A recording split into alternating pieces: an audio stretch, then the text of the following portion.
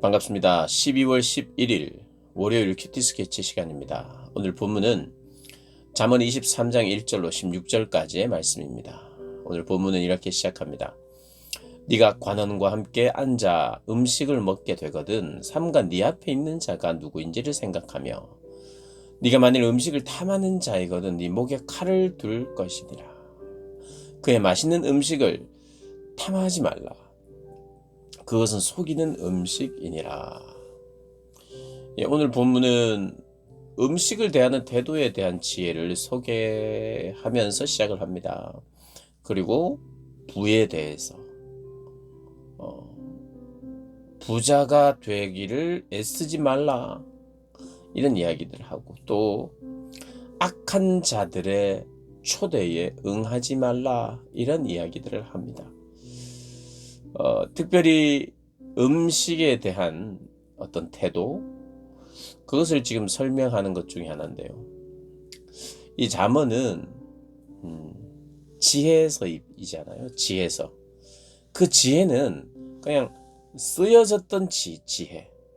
하나님께서 말씀하셨던 지혜라고도 말씀드릴 수 있지만 그 지혜가 이 땅을 살아가는 사람들에게 적용되었고 또 그 지혜가 체험되었고 체득되어서 이 지혜는 사람 속에서 경험이 된 것이 또 나와서 확인된 것.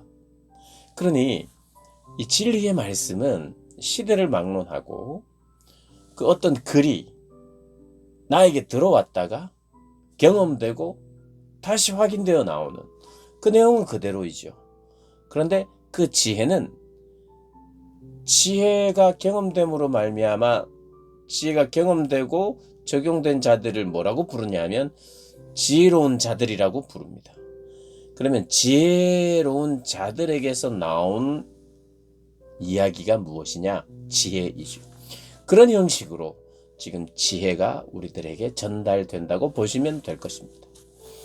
그것 중에 하나가 음식을 대하는 태도에 대해서 이제 1절이 시작을 합니다. 관원 앞에서 너를 뭔가 평가할 수 있고 시험할 수 있는 관원 앞에서 음식 먹을 때 조심하라. 오히려 네가 음식을 탐하는 자이거든 참아라. 목에 칼을 두라는 것이. 개걸스럽게 먹지 마라 이런 표현일 수도 있고 예의를 갖춰라 이런 말일 수 있고 또 네가 그 먹는 모습 때문에 잘못 보일 수 있어서 너는 탐하거나 그 음식을 먹지 말라. 그 음식이 속이는 음식이라는 뜻은 속이는 음식이 될 수 있다는 것은 그 음식을 호의로 베풀었지만 그것을 막 그냥 생각 없이 먹을 때에 조심성 없이 먹을 때 그것은 해가 될 수 있다는 이야기를 합니다. 이 먹는 것은 우리에게 즐거움을 주는 것이잖아요. 기쁨을 주는 것이고 이 먹는 것은 또 기본 욕구이고 또 하나님께서 먹어야 살 수 있도록 만드셨기 때문에 중요한 것인데 그럼에도 불구하고 누구와 함께 먹느냐 그래서 앞에 있는 사람을 잘 생각하고 먹으라는 것입니다. 그래서 음식을 탐하는 그런 성향이 있다면 음식을 탐하지 않아야 되죠. 사실은 음식을 탐하면서 살면 안 되죠. 그것이 관원 앞이든 어떤 지도자들이나 어떤 신분이 높은 자들, 권력자들 앞에서 먹든 그냥 혼자 먹든 평범한 사람들 간에 먹든 음식을 탐하는 자가 되지 않는 것은 이게 지혜로운 사람이라는 것을 이야기하고 있습니다. 그러니까 먹는 것은 우리에게 꼭 필요한 것이고 하나님 주신 축복이지만 그것이 과할 때 도를 넘었을 때 문제가 되는 것이죠. 재물도 똑같습니다. 부자, 우리가 필요한 만큼 가지는 것은 괜찮습니다. 필요한 것만큼 주는 것 축복입니다. 근데 필요한 것을 넘어서서 주시는 것도 축복입니다만은 그것을 넘어서도록 애쓰고 사랑하는 건 문제라는 거예요. 돈은 사랑해서는 안 될 것이라고 성경은 명백하게 이야기합니다. 여러분, 우리가 부자 되세요 하는 것이 나쁜 말은 아닐 수 있어요. 그러나 부자 되세요라는 말 안에 돈을 사랑하세요라는 의미가 있다면 이것은 저주입니다. 돈을 사랑하세요. 이건 저주죠. 돈을 사랑하지 않아야 되는데 돈을 사랑하라고 권면한다면 그것은 축복의 언어가 아닙니다. 혹시 부자 되세요 이 말을 돈을 사랑하세요라고 하는 마음과 똑같은 의미로 쓴다면 우리는 써서는 안 돼요. 부자 되기를 애쓰지 말고 네 사사로운 지혜를 버려라.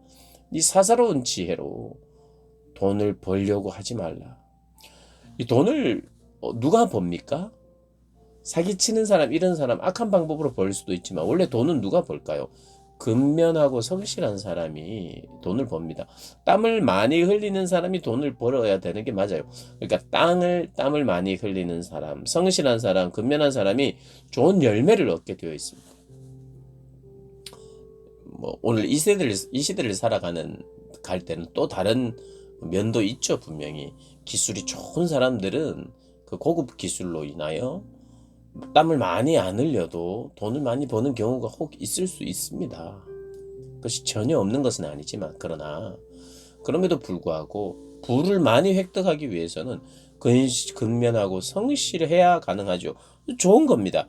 그런데 이것 역시도 도를 넘어설 때 안 좋은 부작용들이 많기 때문에 지혜가 나를 통해서 체득되고 흘러나온 지혜 있는 지혜자들이 이야기를 하는 것입니다. 부자가 되려고 애를 쓰는 것은 나에게 좋지 않다. 네가 어찌 허무한 것에 주목하느냐. 정령이 재물은 스스로 날개를 대어 하늘을 나는 독수리처럼 날아가리라. 이렇게 이야기를 합니다. 욕심이 죄인된 우리가 욕심을 가지고 음식을 대하고 욕심을 가지고 돈을 대할 때 이것이 우리에게 문제가 되는 것이죠. 돈을 사랑하면 일만하게 뿌리가 돈을 사랑함이라 말했으니 사랑하지 않도록 자꾸 사랑을 끊어내야 돼. 그리고 6절에 악한 눈이 있는 자의 음식을 먹지 말며 그의 맛있는 음식을 탐하지 말라. 또 음식에 대한 이야기인데 단지 음식 자체에 대한 이야기는 아니죠.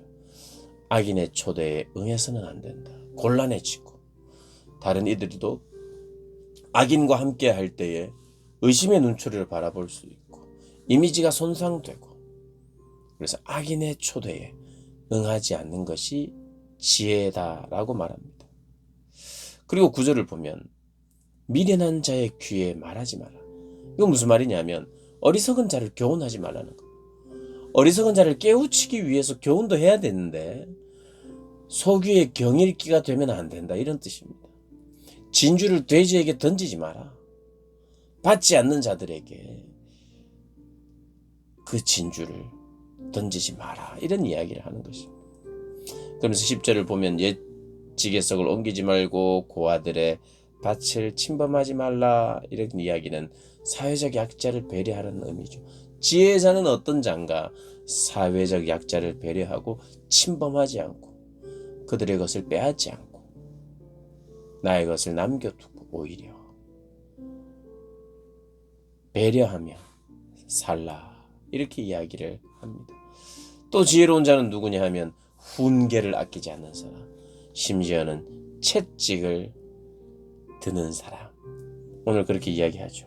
13절은 어떻게 보면 우리가 재밌게 읽기도 하는 내용입니다. 아이를 훈계하지 아니하려고 하지 말라. 훈계하라는 것이죠. 채찍으로 그를 때릴지라도 그가 죽지 아니하리라.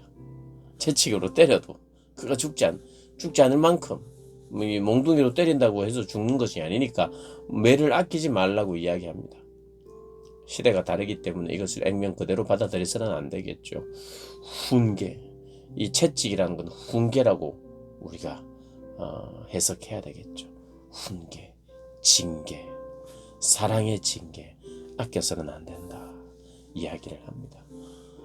오늘 이 지혜로운 자들이 지혜를 듣고 또 나도 지혜로운 자들의 부류에 서 있을 뿐만 아니라 그 지혜를 또 흘려보내고 전하는 지혜자들, 되시기를 주님의 이름으로 축복합니다.